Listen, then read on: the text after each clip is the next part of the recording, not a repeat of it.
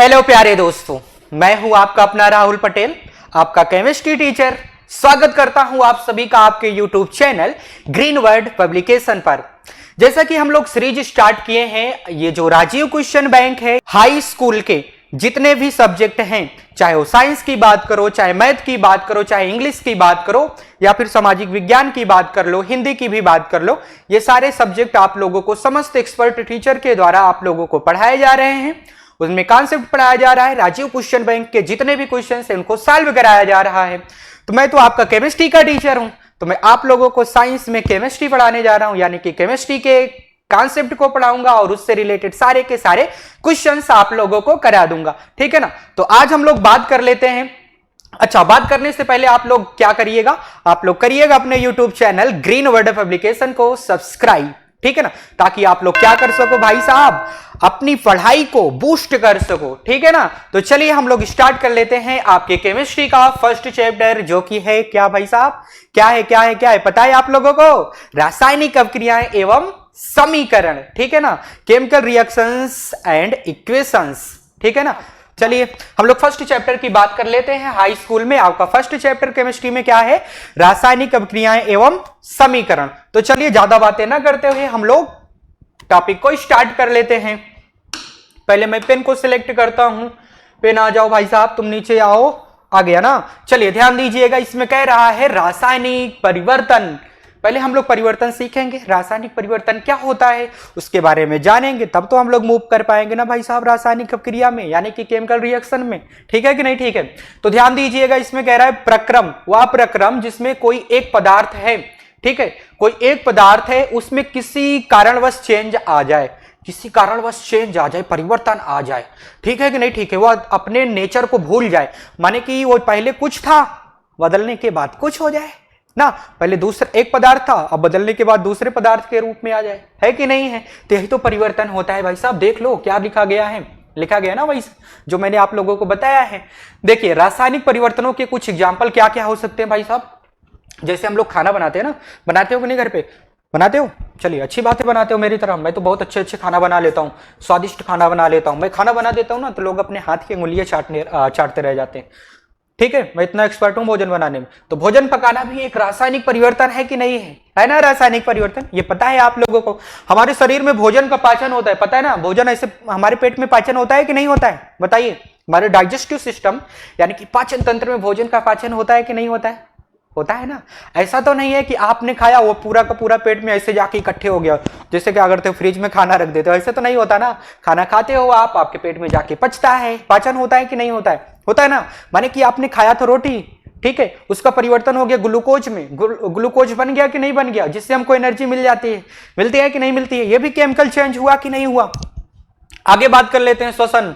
भाई हम लोग रिस्पायरेशन करते हैं, माने कि हम लोग जब सांस लेते हैं, सांस के थ्रू तो हमको ऑक्सीजन मिल जाता है। ऑक्सीजन क्या होती है भाई? हमारी कोशिकाओं तक जाती है, हमारे टिश्यू तक जाता है। वहां पे जाने के बाद क्या होता है? रिस्पायरेशन होता है, यानी कि मेटाबॉलिक प्रोसेस, उपापचयी प्रक्रियाएं होती हैं कि नहीं होती हैं? हमारी कोशिकाएं उपापचयी प्रक्रिया करती है।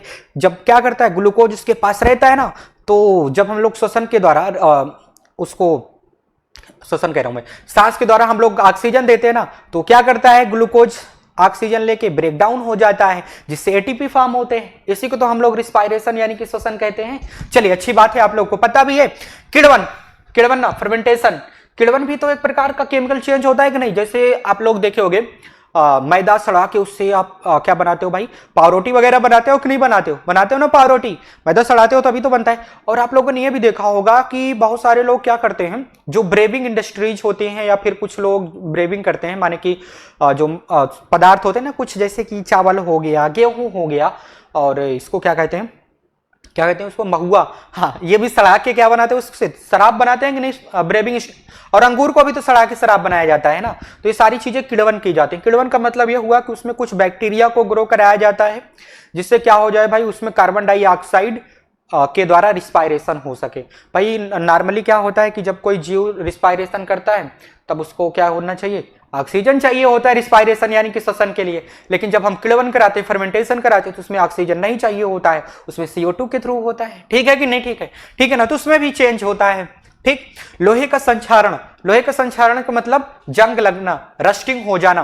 भाई जब रस्टिंग होता है, आपने देखा होगा रस्टिंग ऑफ आयरन, आपने लोहे को ऐसे कहीं पे खुले में छोड़ दिया, छोड़ने के बाद आप लोग देखते हो कि कुछ दिन बाद लोहे में भूरा भूरा ऐसे कुछ मटेरियल मटेरियल आ जाता है ना, भूरा भूरा। आप लोगों ने देखा भी होगा, जब उसको छूते हो तो ऐसे भूरा भूरा हाथ में लग जाता है और वो लोहा धीरे धीरे नष्ट होने लगता है। होता है कि नहीं, ये रस्टिंग ऑफ आयरन होता है ना। हाँ ठीक। और आगे बात कर लेते हैं ईंधनों जैसे केरोसिन, पेट्रोल तथा एलपीजी आदि का जलना। भाई ये लोग जल के क्या हो जाते हैं, कार्बन डाइऑक्साइड बन जाते हैं। तो ये सारे परिवर्तन होते हैं। तो परिवर्तन आप लोगों को पता है, इसके बारे में ज्यादा बात ना करेंगे क्योंकि ये फालतू के टाइम कंटेनिंग पार्ट हैं। तो हम लोग आगे बढ़ जाते हैं। क्या ही लिखना था, मैंने पेन क्यों सिलेक्ट किया। चलिए अब यहां से बात करते हैं। यहां पे हम लिखेंगे, समझाएंगे आप लोगों को, ठीक है ना भाई साहब। आ जाओ जरा। देखो रासायनिक अभिक्रियाओं के प्रकार की बात कर रहा है, यानी कि टाइप्स ऑफ केमिकल रिएक्शन की बात कर रहा है, डायरेक्ट ही बात कर रहा है ना। तो हम लोग होशियार तो हैं, है कि नहीं हम लोग होशियार। पहले हम लोग परिभाषा जानेंगे। आप लोग पूछोगे भी सर पहले आप इसका परिभाषा दो, बताओ रासायनिक अभिक्रिया का। तो मैं पहले रासायनिक अभिक्रिया का आप लोगों को परिभाषा बता देता हूं, डिफिनेशन ऑफ केमिकल रिएक्शन, ठीक है ना। तो पहले हम लोग केमिकल रिएक्शन की बात कर लेते हैं, केमिकल रिएक्शन की बात कर लेते हैं। सर आ जाओ भाई साहब, हाँ ध्यान दो। अगर हम रासायनिक अभिक्रिया की बात करते हैं, ठीक है ना, केमिकल रिएक्शंस की बात करते हैं, ठीक, तो इसमें क्या होता है भाई कि कोई पदार्थ है, पहले आपने कोई पदार्थ ले लिया जिसको आप अभिकारक कह देते हो, फिर उसमें कुछ प्रोसेस हो जाती है, कुछ प्रक्रिया हो जाती है, माने कि या फिर नेचुरल होता है या फिर उसमें हम कुछ पदार्थ डाल के गर्म करके या किसी भी तरीके से उसको चेंज कर देते हैं, दूसरा पदार्थ बना देते हैं। ठीक है कि नहीं, ठीक है। किसी एक पदार्थ का दूसरे पदार्थ में परिवर्तित हो जाना रासायनिक अभिक्रिया है। और इसमें क्या होता है भाई, जब ये परिवर्तन होता है तो भाई आपने कोई एक पदार्थ लिया था, मान लो हम इसको रिप्रेजेंट करके बताते हैं आप लोगों को, नहीं तो ऐसे मान करेंगे ना तो नहीं समझ में आएगा, ठीक है ना। हाँ आ जाओ। मान लीजिए आपने कुछ पदार्थ लिया था, जैसे बात कर लो, आपने लिया था हाइड्रोजन। क्या लिया था भाई साहब, हाइड्रोजन लिया था। और आपने लिया ऑक्सीजन। क्या लिया भाई साहब, ऑक्सीजन ले लिया। अब ये क्या हो रहा है भाई, कुछ ना कुछ तो प्रोसेस हो रहा है, आपको अभी मालूम नहीं है कि रासायनिक अभिक्रिया हो रही है, ठीक ना, कुछ ना कुछ तो प्रोसेस हो रहा है। आपने इसको हीट किया, आपने इसको धूप दिया, आपने इसमें कुछ एंजाइम्स को डाल दिया, ठीक है कि नहीं, ठीक है, कुछ आपने उत्प्रेरक को डाल दिया, कि किसी प्रकार से इस प्रक्रिया को आप करा रहे हो। तो जब आप इस प्रक्रिया को कराते हो तो इसका चेंज हो जाता है भाई, इससे कुछ ना कुछ तो बनेगा, नया पदार्थ बनेगा ना। H2O बन गया।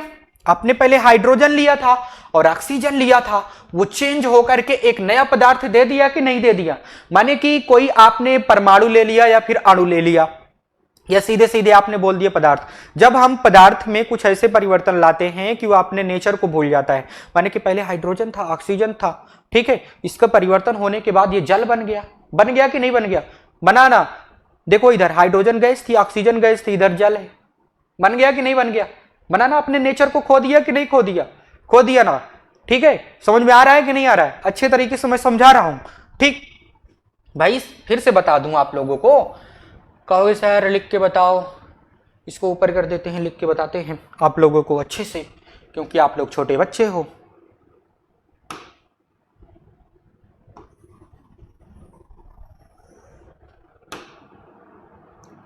ये हो क्यों नहीं रहा है यार, रुको। अच्छा मैं इसको फिर से लिखता हूं यार। अच्छा मुझे अभी इसके बारे में पता नहीं चला क्या, कहोगे सर आपको पता ही नहीं चल पा रहा है। चलिए केमिकल रिएक्शन की बात कर लेते हैं, इसका हम परिभाषा लिख देते हैं, नहीं तो कहोगे सर आप लिख नहीं रहे हैं। ऐसी प्रक्रिया, आप लोग को कहना ना पड़े, ठीक है ना। हाँ, ऐसी प्रक्रिया जिसमें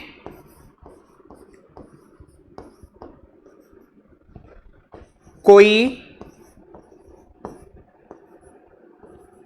दो या दो से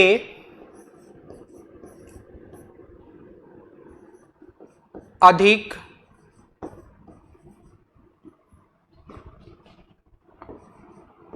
पदार्थ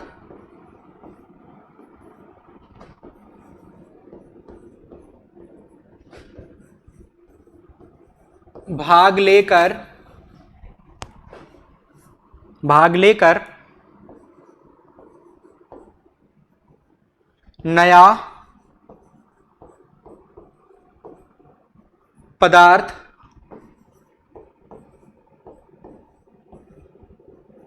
बनाते हैं। नया पदार्थ बनने पर इनका नया पदार्थ बनने के बाद इनका प्रकृति बदल जाता है। ठीक है ना, बनने के बाद इनका या इनकी लिख देते हैं, इनकी प्रकृति बदल जाती है। ठीक है, आप लोग इसको नोट डाउन करो फटाफट।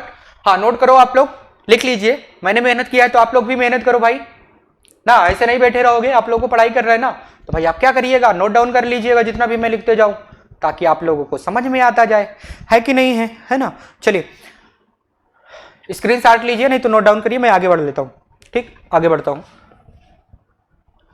इसको करता हूं सेव, फिर उसके बाद इसको करता हूं क्लीन, फिर आ जाता हूं हम लोग। सेव नहीं हो रहा है क्या, अच्छा हो गया, क्लीन हो जा, पेन दूसरा आ जाए, रेड कलर का आ गया ना। चलिए ध्यान दीजिएगा, एक बात बताइए, मैंने तो डिफिनेशन आप लोगों को बता दिया, अभी एक्चुअल में प्रोसेस होता कैसे है, रासायनिक अभिक्रिया एक्चुअल में होती है कैसे है। भाई हमने तो डिफिनेशन ही पढ़ा, डिफिनेशन ही तो मतलब डिफिनेशन जरूरी होता है लिखने के लिए, पर अगर हमें समझना है, किसी चीज के बारे में डीपली जानकारी लेना है, तो हम लोगों को पढ़ना पड़ता है, किसी एक्सपर्ट टीचर के द्वारा हम लोगों को समझना पड़ता है। तो चलिए हम लोग समझने की कोशिश करते हैं कि रासायनिक चेंज क्यों होता है, यानी कि रासायनिक अभिक्रिया होती क्यों है। ठीक है ना, इसका डीप माइनिंग क्या है, मतलब डीप मीनिंग क्या है, माइनिंग में बोल रहा हूं। चलिए आज ये समझ रहे हैं, ध्यान दीजिएगा। मान लो आपने कोई पदार्थ लिया ए, ठीक है ना, और आपने लिया बी, ठीक है, ये तभी एक नया टाइप का पदार्थ बनाएंगे जब इनके बीच में कुछ अदला बदली होगी। क्या होगा भाई, अदला बदली होगी। अदला बदली किनका होगा, इलेक्ट्रॉन का होगा। किनका होगा भाई साहब, इलेक्ट्रॉन का होगा। इलेक्ट्रॉन का ही तो होता है ना। मान लो आपने कभी तो परमाणु पढ़ा था 9th क्लास में, पढ़े थे कि नहीं पढ़े थे। उसमें क्या होता है, परमाणु में बाहर, परमाणु में जो कोष होते हैं नाभिक के बाहर, उसमें इलेक्ट्रॉन चक्कर लगाते रहते हैं, परंतु नाभिक में प्रोटॉन और न्यूट्रॉन भरे रहते हैं, है कि नहीं। वो तो फ्री होते नहीं है, सिर्फ फ्री कौन होता है, किसी परमाणु में इलेक्ट्रॉन फ्री होता है। अब इलेक्ट्रॉन क्या करेगा भाई साहब, इलेक्ट्रॉन परमाणु से बाहर जा सकता है, और जब परमाणु से बाहर जाएगा तो किसी दूसरे परमाणु के साथ जुड़ जाएगा। क्यों जुड़ जाएगा, क्योंकि उसको इलेक्ट्रॉन की आवश्यकता है, क्योंकि उसके पास कमी है। ठीक है, तो जब कोई परमाणु दूसरे को इलेक्ट्रॉन दे देगा, माने कि शेयरिंग कर लिया, अब शेयरिंग कर लेगा तो रिश्ता बन जाएगा कि नहीं बन जाएगा, बनेगा ना। लेन देन से रिश्ते बनते हैं कि नहीं बनते। अभी आप किसी से दोस्ती करे रहो, ठीक है, आप क्या करो, उसी पे डिपेंड रहो, मतलब जब वो तुमको खिला दे रहा है, तुम खा रहे हो, तुम उसको कुछ भी नहीं खिला रहे हो, ठीक है, तो दोस्ती टूट जाएगी कि नहीं टूटेगी, टूटेगी ना। अगर दोस्ती को बरकरार रखना है तो लेन देन बराबर होना चाहिए, बराबर का होना चाहिए कि नहीं होना चाहिए, तभी तो दोस्ती बने रहेगी, बंध बना रहेगा, रिश्ता बना रहेगा। तो भाई इसमें क्या है, इसमें इलेक्ट्रॉन की शेयरिंग हुआ कि नहीं हुआ ना इलेक्ट्रॉन का शेयरिंग, माने कि इसमें से किसी ने दिया, किसी ने ले लिया।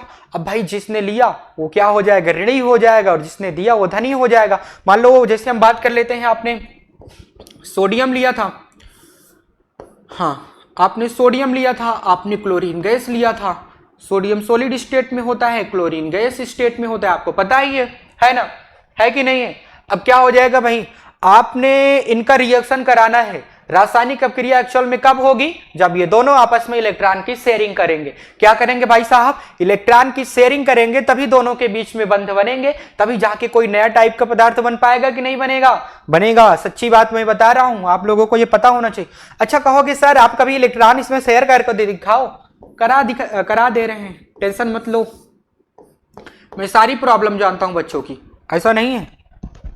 इसको हटा देते, इसका कोई अब तो वैल्यू है नहीं, हट जाओ तुम, हम ब्लैक कलर लेते, आ जाओ। ध्यान दो, ये जो दो पदार्थ थे ना, इन दोनों ने आपस में जुड़कर कोई नया टाइप का पदार्थ दिया है कि नहीं दिया है, दिया ना, उसका प्रकृति इन दोनों से अलग है कि नहीं है? भाई ये सॉलिड था, ये गैस था, वहां पे सॉलिड बन जा रहा है, बन जा रहा है कि नहीं बन जा रहा है? अब ये कैसे हो रहा है, ये एक्चुअल में कैसे हो रहा है?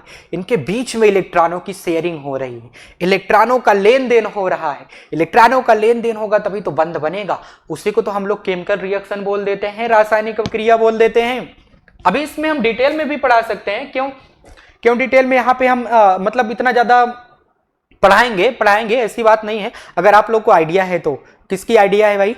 आपको इलेक्ट्रॉनिक विन्यास आता है तो, इलेक्ट्रॉनिक विन्यास यानी कि इलेक्ट्रॉनिक कॉन्फ़िगरेशन आपको पता है, तब आप लोग को और भी डिटेल में इसको ले जा सकते हैं। बहरहाल हमारे सिलेबस में उतना नहीं है, तो जितना है उतना हम पढ़ लेते हैं। और बाहर जाने की आवश्यकता है कि बाहर का हमको लगेगा कि इसको समझाना चाहिए बच्चों को, तो मैं इसको समझा देता हूँ, ठीक है ना? ऐसी बात नहीं है। बाकी आप लोग को तो पता है भाई साहब इलेक्ट्रॉनिक विन्यास क्या होता है। क्यों नहीं पता है? पता है, मुझे मालूम है। चलो ध्यान दो, हम बात करें सोडियम की, कि सोडियम और क्लोरीन के बीच में इलेक्ट्रॉनों की शेयरिंग कैसे हो जा रही है भाई साहब। बताओ, देखो सोडियम का परमाणु क्रमांक होता है 11। कितना होता है? 11 होता है। और आपको पता भी है कि जिसका जितना परमाणु क्रमांक होता है उसके पास उतने इलेक्ट्रॉन भी होते हैं। जब उस पर कोई आवेश ना हो, तो किसी परमाणु पे कोई आवेश ना हो तो उसका जितना परमाणु क्रमांक होता है उतना उसके पास इलेक्ट्रॉन भी होते हैं कि नहीं होते हैं? अब तो पता है। चलिए ध्यान दीजिएगा, अगर हम इसका इलेक्ट्रॉनिक विन्यास करना चाहें तो क्या हो जाएगा? 1s2 2s2 2p6 2 2 4 6 10 10 हो गया, 11 है तो 3s1 हो गया कि नहीं हो गया? अब यहां पे पता करो आप बाह्य कोश। क्या पता करो? बाह्य कोश यानी कि आउटर मोस्ट सेल। ये देखो 3 सबसे बड़ी संख्या है लास्ट की, कि नहीं है? बड़ी है ना? 3 और कहीं पर है बड़ी संख्या? नहीं है। तो यही सिर्फ क्या है भाई साहब? बाह्य कोश है। अब चेक करो बाह्य कोश के पास कितना इलेक्ट्रॉन है। बाह्य कोश के पास 1 इलेक्ट्रॉन है ना? है कि नहीं है? चलिए एक कहानी सुनिएगा। कहानी यह होता है कि कोई परमाणु यह चाहता है कि उसके बाह्य कोश में 8 इलेक्ट्रॉन रहे। कोई भी परमाणु यह चाहता है कि उसके बाह्य कोश में 8 इलेक्ट्रॉन रहे ताकि उसका अष्टक पूरा रहे और वो शांति से चिल करता हुआ बैठा रहे। ठीक है ना? चिल ब्रो, ठीक है कि नहीं? ठीक है, वो शांति से चिल करता हुआ बैठा रहे, कोई रिएक्शन ही ना करे भाई। अच्छा एक बात बताओ, जब तुम्हारे पास बहुत सारा पैसा आ जाएगा तो तुमको काम करने की आवश्यकता है क्या? नहीं है ना? तुम्हारे पास इतना सारा पैसा हो, इतना सारा पैसा हो कि तुम कुछ भी खरीद सको, तो तुमको काम करने की आवश्यकता नहीं है कि नहीं है? तो परमाणु भी बेचारा यही चाहता है। वो भी चाहता है कि भाई उसके बाह्य कोश में 8 इलेक्ट्रॉन रहे। 8 इलेक्ट्रॉन लेने के चक्कर में वो कभी अपने इलेक्ट्रॉन को खो देता है, कभी ले लेता है। कुछ तो परमाणु ऐसे होते हैं कि अपने इस बाह्य कोश से उनको इलेक्ट्रॉन निकालना पड़ता है, तब अपने अंदर ही अष्टक पूरा कर लेते हैं। कुछ क्या करते हैं भाई साहब? बाह्य कोश में किसी से दूसरे से इलेक्ट्रॉन छीन लेते हैं, और जब दूसरे से इलेक्ट्रॉन छीनेंगे तब उसका अष्टक पूरा होता है। ठीक है कि नहीं? ठीक है, ये पता है आप लोगों को, पता है ना? हाँ देखो, इसके बाह्य कोश में सिर्फ 1 ही इलेक्ट्रॉन है, तो भाई क्या करेगा बेचारा? मजबूर गरीब आदमी, ठीक है, तो क्या करेगा? कहेगा कि भाई जब मैं किसी से ले भी नहीं सकता क्योंकि मेरी उतनी औकात नहीं है। क्यों? क्योंकि भाई साहब मेरा लास्ट वाला सेल जो है बहुत छोटा सा है, यस है।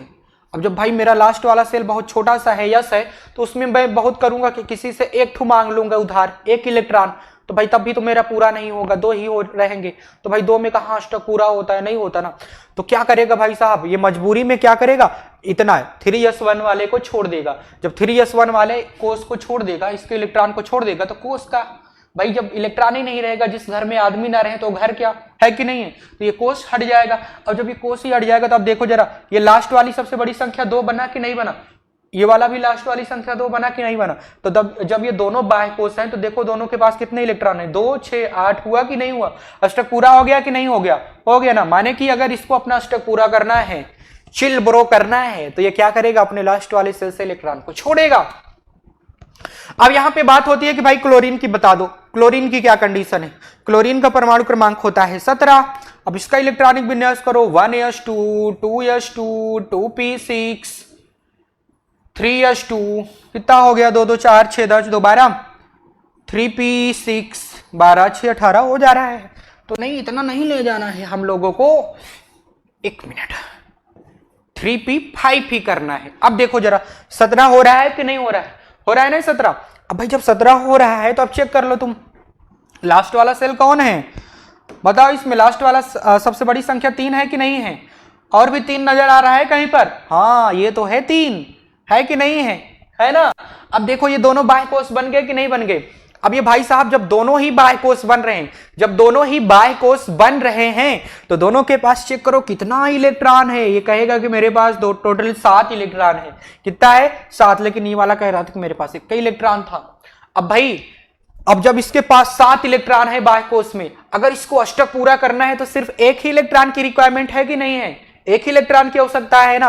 अब यहां पे देखो, यहां पे p में 6 होना चाहिए, अभी 5 है, तो भाई इसकी औकात है, इसकी औकात है कि 1 इलेक्ट्रॉन कहीं से ले ले, माने कि इसके घर में अभी उतना जगह है, ठीक है ना, कि एक लोग को आके बैठा दूं मैं, ठीक है, एक लोग को बैठा देगा तो इसका अष्टक पूरा हो जाएगा। ठीक है कि नहीं? ठीक है।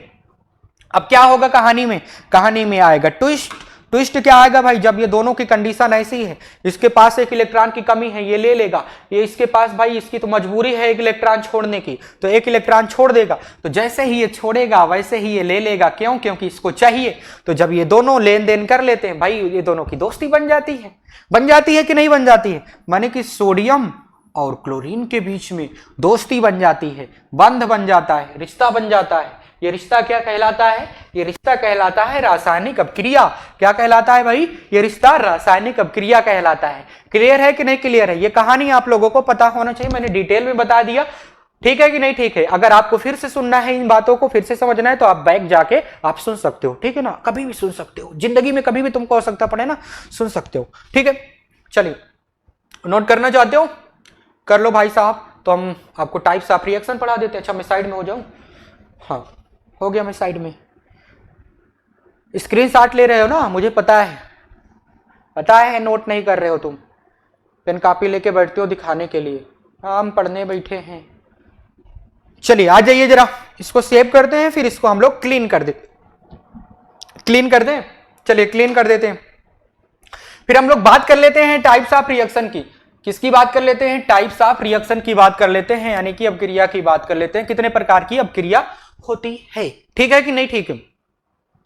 अगर हम टाइप्स ऑफ रिएक्शन की बात करें तो इसमें आपको अगर हम बताना चाहें कि आपके सिलेबस में कितने टाइप की टोटल अपक्रिया दिया गया है, तो आपके सिलेबस में 5 टाइप की अपक्रिया दिया गया है। कितने प्रकार की अपक्रिया दिया गया है भाई साहब? कितने टाइप्स की रिएक्शन हम लोगों में दिया गया है? यानी कि 5 प्रकार की अपक्रिया दिया गया है, 5 टाइप की रिएक्शन दिया गया है। ठीक है, चलिए हम बात करते हैं भाई साहब कौन कौन सी होगा। एक होगा संयोजन अपक्रिया, ठीक है, जिसको कॉम्बिनेशन रिएक्शन कहते हैं। एक होता है वियोजन अपक्रिया, जिसको हम लोग डिसोसिएशन रिएक्शन कहते हैं। ठीक है, फिर उसके बाद आता है आप में कौन सा आता है भाई साहब? एक आता है विस्थापन अपक्रिया। ठीक, कौन सा आता है? विस्थापन अपक्रिया। विस्थापन अपक्रिया जिसको डिस्प्लेसमेंट रिएक्शन कहते हैं। एक होता है अपघटन अपक्रिया। कौन सी अपक्रिया? अपघटन अपक्रिया, जिसको डिकम्पोजिशन रिएक्शन कहते हैं।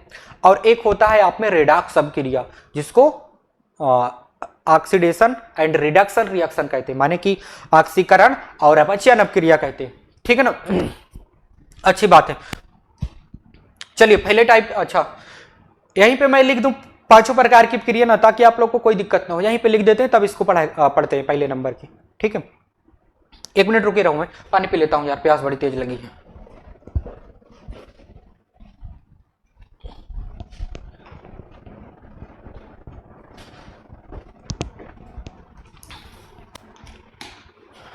एक मिनट, बस 1 मिनट।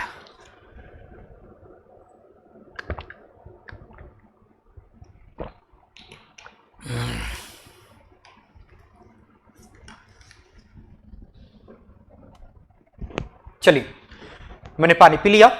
आप लोग को करना क्या है भाई साहब? अब बात करनी है हम लोगों को टाइप्स ऑफ केमिकल रिएक्शन की, यानी कि रासायनिक अपक्रियाओं के प्रकार की हम लोग बात करने जा रहे हैं। बताइए जरा आप लोग, बताइए। मैंने आपको बताया ना 5 प्रकार का होता है। पहले आप बताओ, मैं इधर से लिखूंगा, दिखना चाहिए, मैं भी दिखूं, ठीक है ना। हाँ, पहले नंबर पे हम लोग बात करेंगे संयोजन अपक्रिया। किसकी बात करेंगे भाई साहब?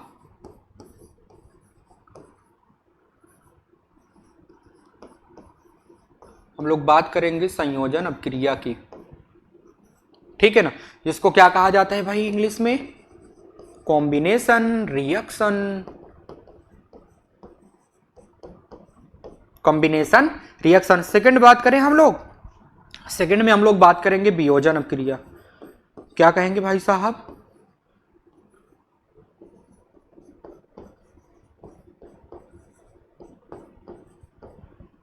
वियोजन अपक्रिया, यानी कि इसको कहते हैं, क्या कहते हैं भाई?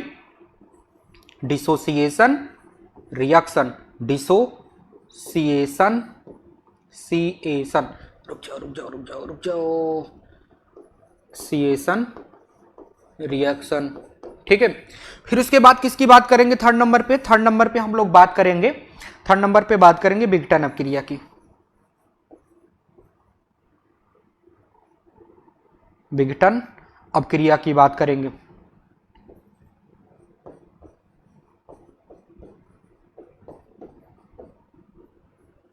यानी कि जिसको आप लोग क्या कहते हो भाई? Decomposition reaction.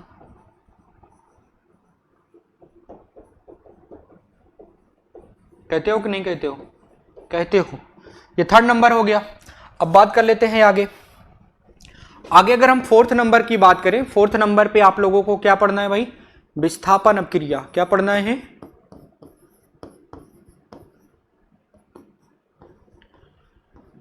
भाई साहब हम लोगों को पढ़ना है विस्थापन अभिक्रिया। ठीक है ना? हाँ, यानी कि जिसको क्या कहते हो आप लोग? Displacement reaction. क्या कहते हो सर? Displacement reaction. कहते हो कि नहीं कहते हो? कहते हो सर। चलिए कोई बात नहीं है, आगे बात करते हैं फिफ्थ नंबर पे। बताओ जरा आप लोग, पांचवें नंबर पे आप लोग क्या करोगे? आप पढ़ोगे ऑक्सीकरण अपचयन अपक्रिया। एक मिनट, ऑक्सीकरण नहीं होता, ऑक्सीकरण होता है।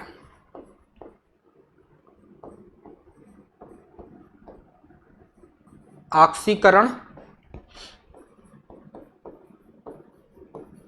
अपचयन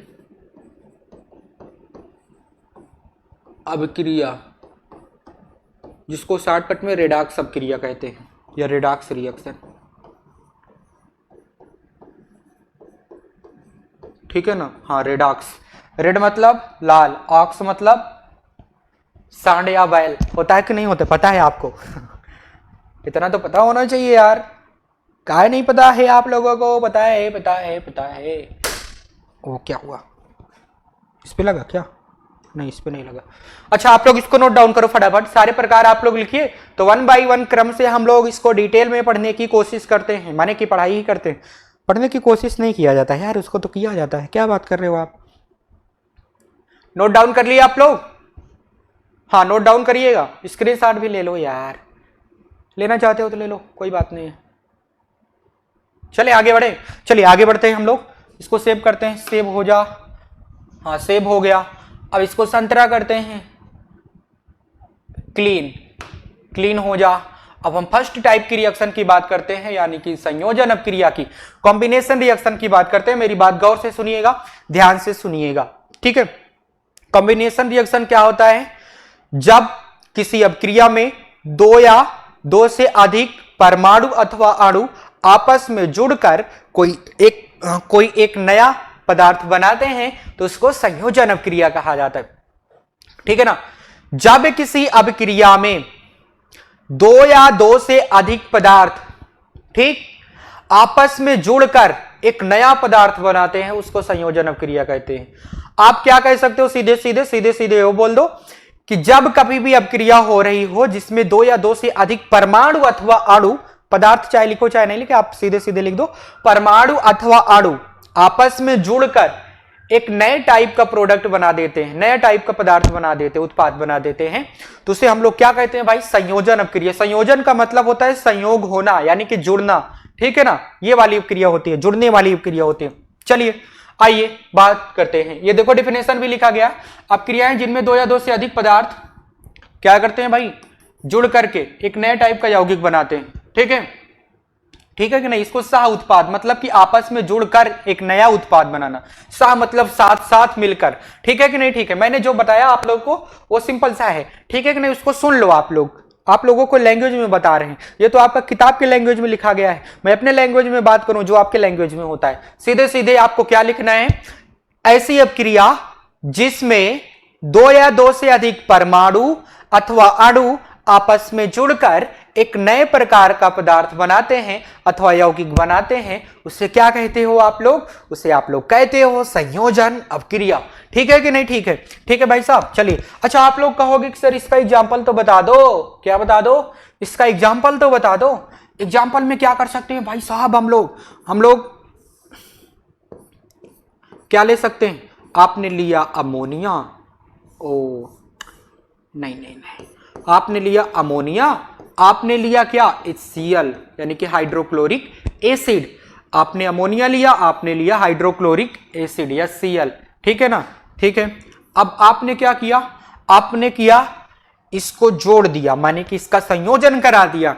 अब ये क्या बन जाएगा, ये बन जाएगा NH4Cl, क्या बन जाएगा, NH4Cl। देखो बना कि नहीं बना। अब भाई दो पदार्थ आपने लिया था, माने कि दो परमाणु अथवा अणु आपने लिया था, ठीक है, दो पदार्थों को ले लिया था आपने उसका संयोजन कर दिया, यानी कि जोड़ दिया। जोड़ने के बाद क्या बन जा रहे हैं भाई, एक नया टाइप का प्रोडक्ट बन जा रहा है कि नहीं बन जा रहा है। देखो कौन सा बन रहा है यहाँ पे, अमोनिया और HCl के जुड़ने पर, यहाँ पे अमोनिया और HCl के जुड़ने पर आपका बन रहा है अमोनियम क्लोराइड। क्या बन रहा है, अमोनियम क्लोराइड, ठीक है कि नहीं, ठीक है। ये कहानी आप लोगों को पता है, ठीक है, चलिए अच्छी बात है, समझ में आ रहा है ना।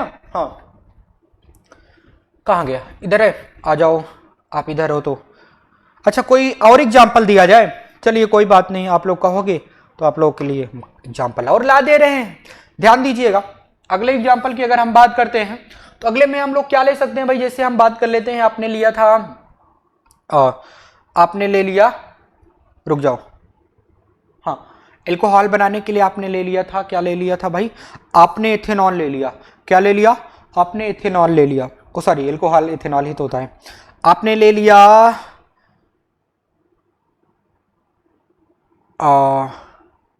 एथेन ले लिया, ठीक है, आपने ले लिया एथेन C2H6, ठीक है, आपने एथेन ले लिया। प्लस में आपने क्या लिया, यहाँ पे एक चीज और ले लेते हैं, आपने H2O ले लिया, ठीक है ना, आपने H2O ले लिया, ठीक है। चलिए एक एग्जांपल और दे देते हैं, आपने एथेन ले लिया, एथेन और H2O, जब आपने इनको मिला दिया तो ये बन जाएगा, क्या बन जाएगा भाई साहब, ये बन जाएगा आपका C2H5OH, ठीक है कि नहीं, ठीक है। ये नए टाइप का आपका प्रोडक्ट बन गया कि नहीं बन गया, बन गया ना, माने कि आपका एल्कोहल बन गया और इसके साथ साथ एक छोटा सा और बनता है, हाइड्रोजन बन जाता है। हाइड्रोजन बन जाता है कि नहीं बन जाता है, बच जाता है ना भाई साहब, बच जाता है। आप लोगों को पता भी है, मुझे भी पता है, सबको पता है, ये दुनिया को पता है, ठीक है कि नहीं, ठीक है। हाँ उन लोगों को तो और भी पता है जो, हाँ कोई बात नहीं, ठीक है। आप लोग इसको लिखे, एग्जाम्पल लिख लिए, और भी एग्जाम्पल हैं आपके बुक में हैं, आप लोग उनको याद कर सकते हो, ठीक है ना। सीधे सीधे हमारा मतलब ये है कि आपने दो या दो से अधिक पदार्थों को लिया था, दो या दो से अधिक परमाणु अथवा अणुओं को लिया था, आपने जोड़ करके एक नए टाइप का पदार्थ बना दिया, ठीक है कि नहीं, ठीक है, ठीक है। चलिए हम आगे बढ़ जाते हैं, सेव करो, सेव हो जा, सेव हो गया। अब तुम भी हट जाओ, तो मैं नेक्स्ट स्लाइड पे मूव करता हूं। हाँ आप कह रहा है आपसे वियोजन अपक्रिया बता दो, क्या बता दो सर, आप बता दो वियोजन अपक्रिया यानी कि डिकम्पोजिशन रिएक्शन। चलिए चलिए चलिए, हम ब्लैक पेन का यूज करते हैं क्योंकि मेरा फेवरेट कलर है। वियोजन अपक्रिया की हम लोग बात कर लेते हैं, यानी कि डिकम्पोजिशन रिएक्शन की बात कर लेते हैं। डिकम्पोज होने का मतलब होता है दो पार्ट या दो से अधिक पार्ट में टूट जाना, ठीक है ना। वियोजन का मतलब होता है टूटना, वियोजित हो जाना, टूट जाना, ठीक है कि नहीं, ठीक है। तो वियोजन अपक्रिया क्या है भाई, आप इसका डेफिनेशन बता दो, तो मैं डेफिनेशन आप लोगों को बताने जा रहा हूं, तो ध्यान से सुनिएगा, गौर फरमाइएगा। अर्ज किया है, अर्ज नहीं कर सकता मैं क्योंकि मैं आप लोगों को पढ़ा रहा हूं शायर तो नहीं हूं ना मैं, अच्छा शायर भी हूं, चलिए कोई बात नहीं। चलिए ध्यान दीजिएगा, वियोजन अपक्रिया क्या है, डिकम्पोजिशन रिएक्शन। इसमें बताओ आप लोग, इसमें यह होता है कि जब आपने कोई एक बड़े अणु को ले लिया, ठीक है ना। आज गला मेरा क्यों सूख रहा है ज्यादा यार, मुझे लगता है जुकाम होगी, सर्दी, कोई बात नहीं, ठीक है, पढ़ाना है, पढ़ाई करना है, सर्दी हो चाहे कुछ भी हो। ध्यान से सुनिएगा आप लोग, हम वियोजन अपक्रिया की बात करते हैं। आपने कोई एक बड़े अणु को ले लिया था, किसी आपने बड़े अणु को ले लिया, वो बड़ा सा अणु क्या हो जाएगा भाई, उस अपक्रिया में टूट जाएगा, अलग अलग नए तरह के पदार्थ बना देगा, दो या दो से अधिक पदार्थ बना देगा। भाई संयोजन में क्या हो रहा था, संयोजन में दो या दो से अधिक पदार्थ क्या हो रहे थे भाई, आपस में जोड़ करके एक नए टाइप का प्रोडक्ट बना रहे थे कि नहीं बना रहे थे। अब वियोजन में क्या हो जाएगा, वियोजन में होगा कि कोई एक बड़ा सा अणु रहेगा, वो टूट टूट कर नए छोटे छोटे परमाणु अथवा अणु बना लेगा। माने कि आपने अगर वियोजन अपक्रिया की बात करना है, सिंपल डिफिनेशन आपको लिखना है कि कोई बड़ा अणु अपक्रिया में दो या दो से अधिक भागों में टूटकर नए दो या दो से अधिक परमाणु अथवा अणु बनाता है, उसे क्या कहते हैं? वियोजन अपक्रिया यानी कि डिकम्पोजिशन रिएक्शन कहते हैं। क्लियर है कि नहीं क्लियर है? आपसे यहाँ पे पूछा जाएगा सर आप इसका एग्जाम्पल बता दो, तो फटाफट हम लोग एग्जाम्पल की बात कर लेते हैं, गौर फरमाइएगा जरा, ठीक है कि नहीं ठीक है? वियोजन अपक्रिया में ध्यान दीजिएगा सभी लोग। चलिए हाँ, कौन सा अणु ले हम लोग? जैसे मैं ले लेता हूं, अभी आपको उसका उल्टा वाला करा देते हैं। आपने अमोनियम क्लोराइड ले लिया था ना, आपने अमोनियम क्लोराइड ले लिया था ना, बना था कि नहीं बना था? अब इसको कोई ना कोई प्रोसेस लगा के क्या करोगे, जैसे हम बात कर लेते हैं यहाँ पे, हम इसको हीट दे देंगे। क्या कर देंगे भाई? हीट दे देंगे। और जब हीट दे देंगे तो अमोनिया अलग हो जाएगा। ढंग से लिखा जाए यार। तो मेरे ही साथ ऐसा क्यों होता है यार? आपने अमोनिया बना दिया, प्लस में HCl बना दिया। क्या बना दिया सर? आपने HCl बना दिया। बना दिया कि नहीं बना दिया? बना दिया ना। आपने कैल्शियम कार्बोनेट लिया था, आपने लिया था कैल्शियम कार्बोनेट। क्या लिया था भाई साहब? कैल्शियम कार्बोनेट लिया था, CaCO3 लिया था, ठीक है। जब आपने CaCO3 लिया था तो आपने जब इसको हीट किया, क्या किया भाई साहब? आपने इसको हीट कर दिया। जब आपने हीट कर दिया, जब आपने हीट किया, तब ये क्या बन जाएगा भाई? ये संभावना है कैल्शियम ऑक्साइड बन जाए, ठीक है ना, कैल्शियम ऑक्साइड। प्लस में इससे क्या बन जाएगा भाई साहब? CO2 बन जाएगा कि नहीं बन जाएगा? CO2 बन गया, ठीक है कि नहीं ठीक है? इसी तरह से आगे बात कर लेते हैं एग्जाम्पल, कैल्शियम हाइड्रोक्साइड CaOH का होल ट्वाइस। रुक जाओ जरा, इसको बना के अच्छे से लिख देते हैं। कैल्शियम हाइड्रोक्साइड है ना, हाँ ठीक है। अब इसको क्या करिए आपने? इसको हीट कर दिया, तो हीट करने के बाद ये क्या बन जाएगा भाई साहब? वही चीज बनेगा, कैल्शियम ऑक्साइड बनेगा। और क्या बनेगा भाई साहब? इससे क्या बन जाएगा? इससे पानी बन जाएगा। क्या बन जाएगा? कैल्शियम ऑक्साइड प्लस पानी। अच्छा, पानी से याद आया, मैं पानी पी लेता हूं क्योंकि मेरा गला बहुत सूख रहा है। आप लोग इसको स्क्रीनशॉट लो, नहीं तो आप क्या कर लो, इसको नोट डाउन कर लो, ठीक है? आपकी मर्जी है, आप चाहे जो करो, क्योंकि मैं आपके सामने हो तो नहीं, मतलब कुछ नहीं।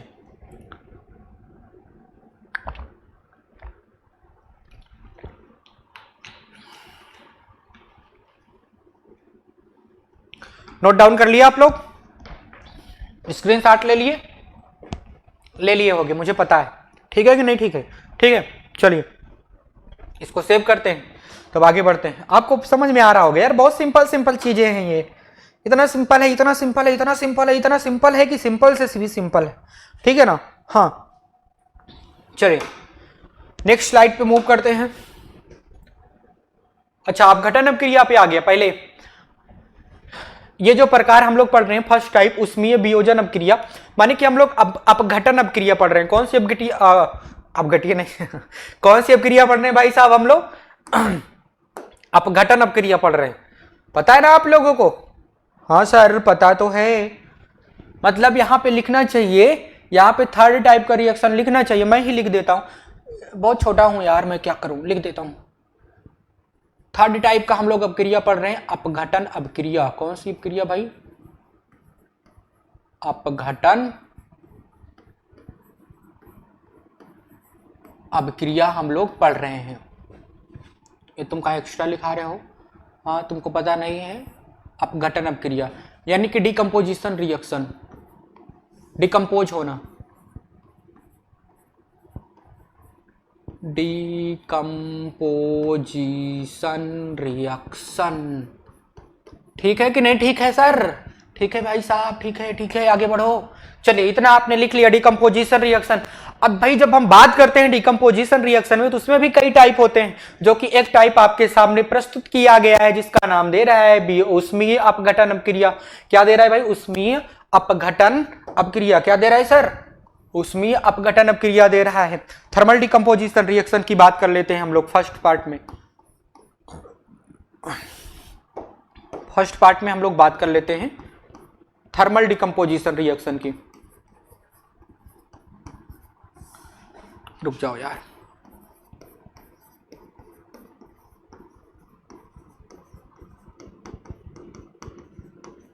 थर्मल डिकम्पोजिशन रिएक्शन, ठीक है ना?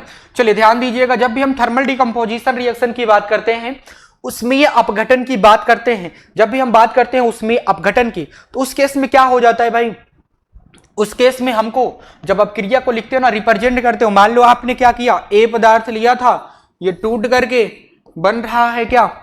ये क्या बन रहा है, ये बन रहा है आपका B+C, ठीक है ना। इतने टाइप का प्रोडक्ट आपका दे रहा है, ठीक है कि नहीं, ठीक है। अब भाई जब ये बना रहा है तो भाई जब ये प्रोसेस हो रहा होता है ना, तो इसके ऊपर हम लोग डेल्टा रिप्रेजेंट करते हैं। क्या रिप्रेजेंट करते हैं, डेल्टा। इससे क्या हो जाता है भाई, हम लोग को ऊपर उष्मा नहीं लिखना पड़ेगा, उष्मीय अपघटन नहीं लिखना पड़ेगा, सीधे सीधे डेल्टा से आप रिप्रेजेंट कर दो, जिससे ये हमको पता चल जाएगा भाई ये सिंबल है किसका, उष्मीय अपघटन का सिंबल है।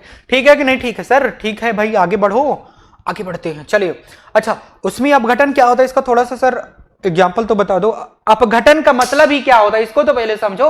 अपघटन का मतलब होता है कि आप कोई मतलब किसी एक्सटर्नल फैक्टर का आपने उसमें हस्तक्षेप करा दिया, माने कि इन्वॉल्वमेंट करा दिया। कोई आपने जैसे धूप होता है, या फिर आपने उसको गर्मी दे दिया, हीट कर दिया, उष्मा दे दिया, या फिर आपने क्या कर दिया भाई, आपने उसमें विद्युत प्रवाहित कर दिया, ठीक है ना।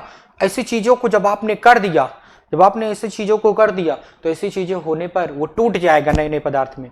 अभी हम लोग जो इसके पहले पढ़े थे वियोजन अपक्रिया, वियोजन अपक्रिया में ये कंडीशन नहीं लगा रहा था कि हमने क्या कर दिया, इसमें कोई एक्सटर्नल फैक्टर लगा के इसको ब्रेक डाउन करा दिया है। अभी जब हम फैक्टर का इन्वॉल्वमेंट पढ़ेंगे, कारक का हम इसमें हस्तक्षेप पढ़ेंगे, तो उस केस में हम बोलेंगे अपघटन अपक्रिया। क्या बोलेंगे भाई साहब, अपघटन अपक्रिया। यानी कि जब किसी कारक की वजह से कोई पदार्थ टूटकर नए नए प्रोडक्ट बना रहा होता है, ठीक है, तब उसको हम अपघटन अपक्रिया कहते हैं। ठीक है ना, ठीक है ना, ठीक है। चलिए आगे बात करें, आ जाओ जरा आगे बात कर लेते हैं। थर्मल डिकम्पोजिशन की हम बात कर रहे थे।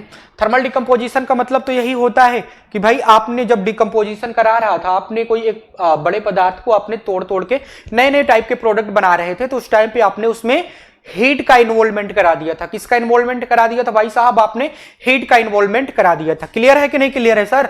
हाँ भाई साहब क्लियर है, क्लियर है। आगे बढ़ जाओ, हम आगे बढ़ते हैं। फिर क्या करते हैं, इसको हटा ही देते हैं। तुम साफ हो जाओ, साफ साफ बोला करो। चलो इसका एग्जाम्पल की बात कर लेते हैं हम लोग। किसकी बात कर लेते हैं हम लोग, एग्जाम्पल की बात कर लेते हैं।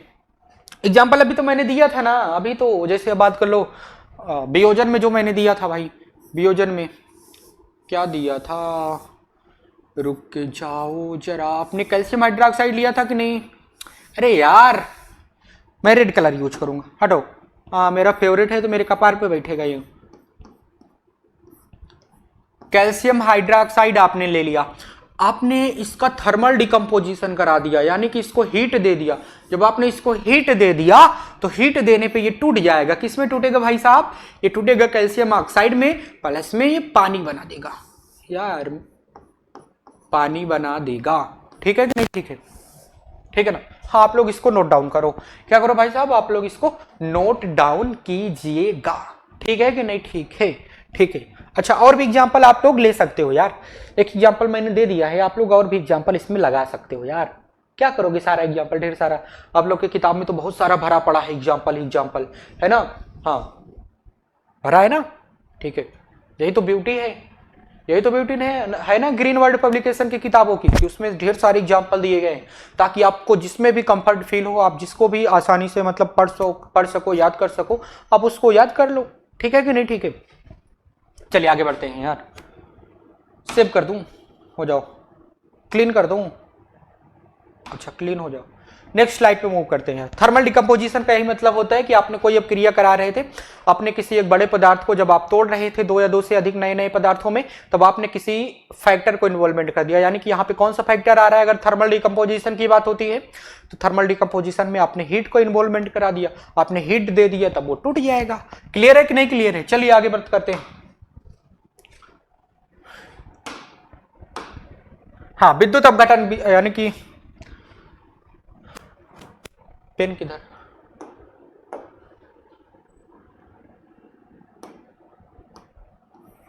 चलिए हम लोग विद्युत अपघटन अपक्रिया की बात करने जा रहे हैं। किसकी बात करने जा रहे हैं? विद्युत अपघटन की अपक्रिया की बात करने जा रहे हैं, जिसको इलेक्ट्रोलिसिस भी कहा जाता है, या इलेक्ट्रिक डिकम्पोजिशन रिएक्शन कहा जाता है, इलेक्ट्रोलिसिस भी कहा जाता है। ठीक है कि नहीं, ठीक है। चलिए हम लोग इलेक्ट्रोलिसिस की बात कर लेते हैं। सेकेंड नंबर पे डिकम्पोजिशन रिएक्शन में हम लोग इलेक्ट्रोलिसिस की बात करने जा रहे हैं। किसकी बात करने जा रहे हैं भाई? इलेक्ट्रोलिसिस। यार मेरे ही साथ ऐसा होता है कि सबके साथ, ये आप लोग देखते होंगे, बताइएगा। सर आपके ही साथ ऐसा हो रहा है, कोई भूत तो नहीं आ रहा है यहाँ पे? इलेक्ट्रोलिसिस ठीक है कि नहीं? ठीक है, ठीक है ना, यानी कि विद्युत अपघटन अपक्रिया, या फिर जिसको आप लोग कह दो इलेक्ट्रिकल डिकम्पोजिशन रिएक्शन, ठीक है कि नहीं? ठीक है, चलिए ध्यान से सुनिएगा।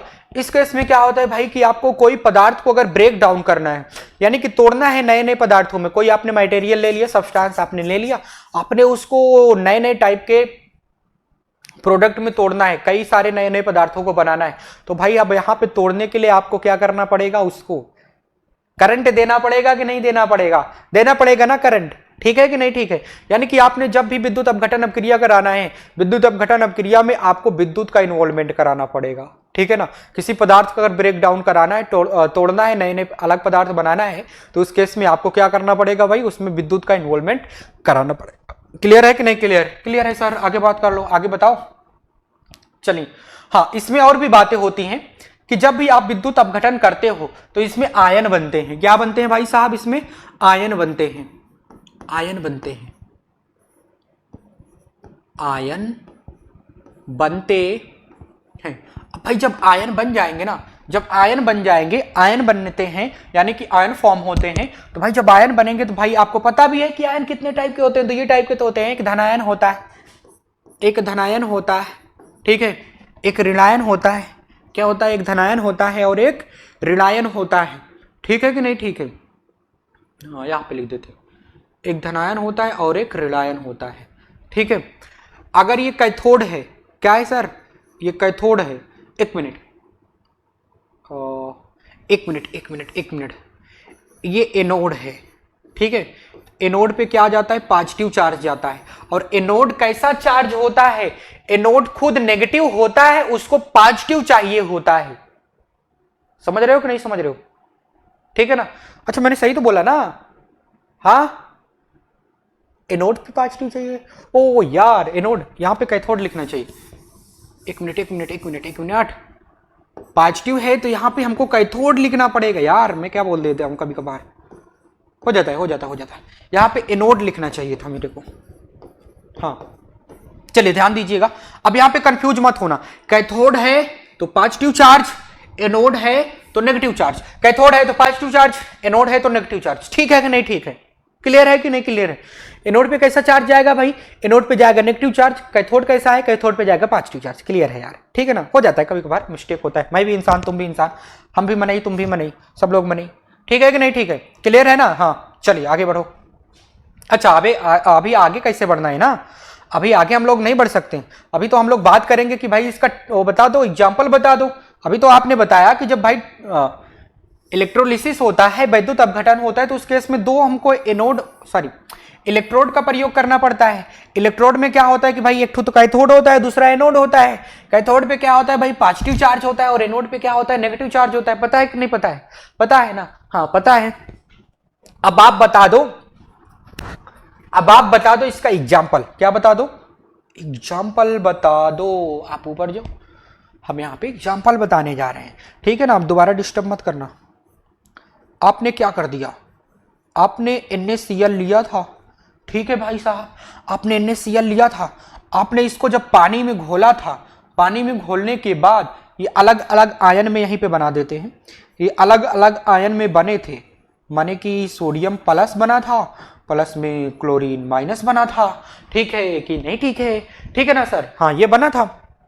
अब आपने क्या किया कि इसमें विद्युत धारा प्रवाहित कर दिया, इलेक्ट्रोलिसिस करा दिया। इसका इलेक्ट्रोलिसिस आपने करा दिया। जब आपने इलेक्ट्रोलिसिस कराया तो जो कैथोड वाली क्षण है, यानी कि जो पॉजिटिव वाली क्षण है, इस पे क्या आएगा भाई साहब?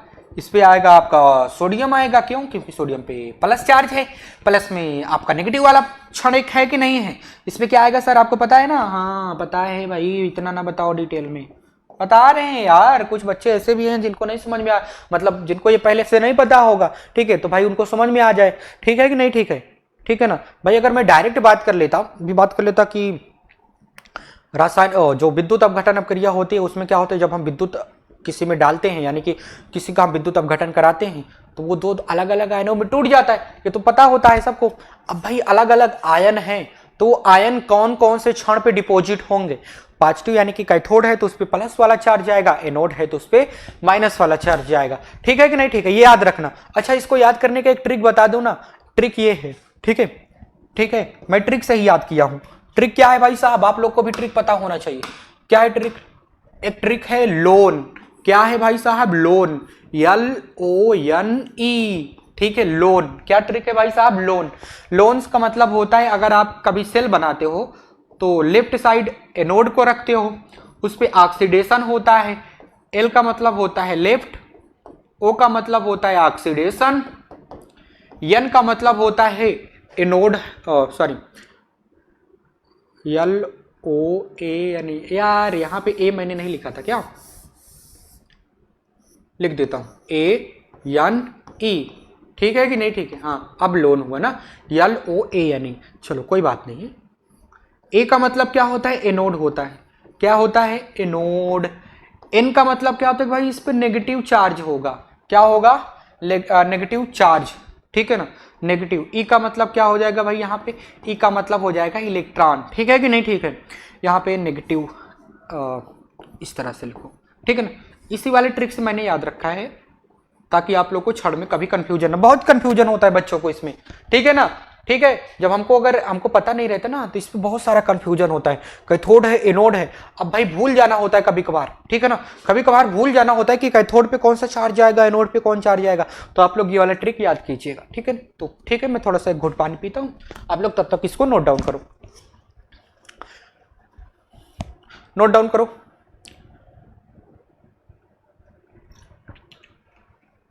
कर लिए?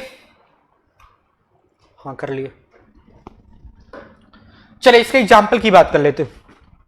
एक एग्जाम्पल तो मैंने दे दिया सोडियम क्लोराइड वाला, एक एग्जाम्पल और दे देता हूं यार, सेव हो जा। इसको हटाते हैं तब इसको एग्जाम्पल एक और देते हैं। ठीक है, क्लीन हो जाओ, क्लीन हो गया। चलिए हाँ, एक एग्जाम्पल और देते हैं।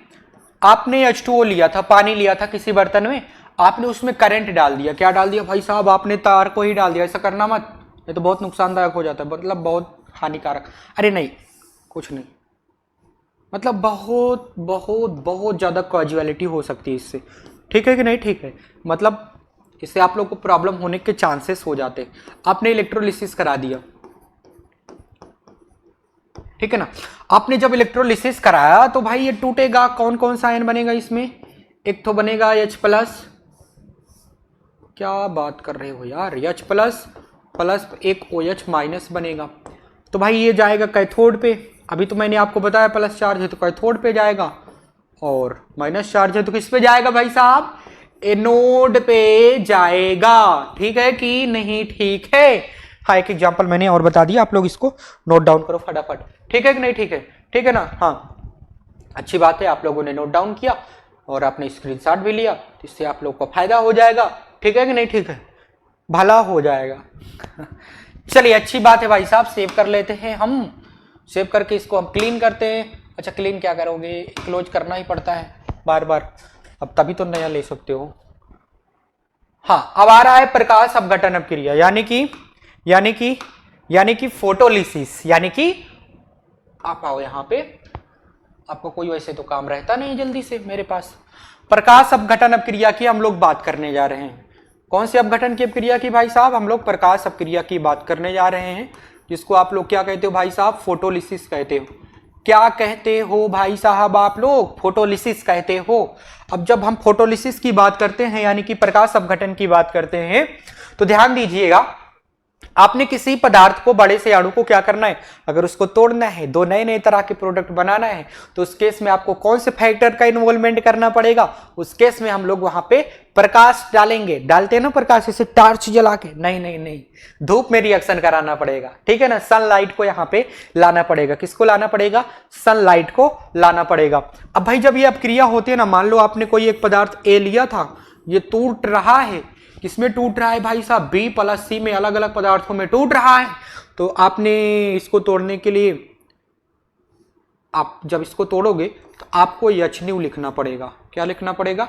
यचन्यू। यचन्यू का मतलब होता है कि आपने उसको प्रकाश दिया है, माने कि आपने उसको क्या कर दिया है? धूप दे दिया है। क्या दे दिया है? सनलाइट, धूप दे दिया है। जब आप धूप दे दोगे तो वो अलग अलग पदार्थों में टूट जाएगा। ठीक है कि नहीं? ठीक है, इतना आप लोगों को क्लियर होना चाहिए। कोई बात नहीं भाई साहब।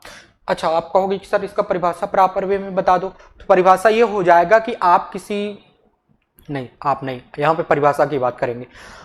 जब कभी भी किसी बड़े अणु को दो या दो से अधिक छोटे छोटे अणुओं अथवा परमाणुओं में तोड़ना होता है, ठीक है, ठीक है, तो उसमें प्रकाश की आवश्यकता पड़ती है।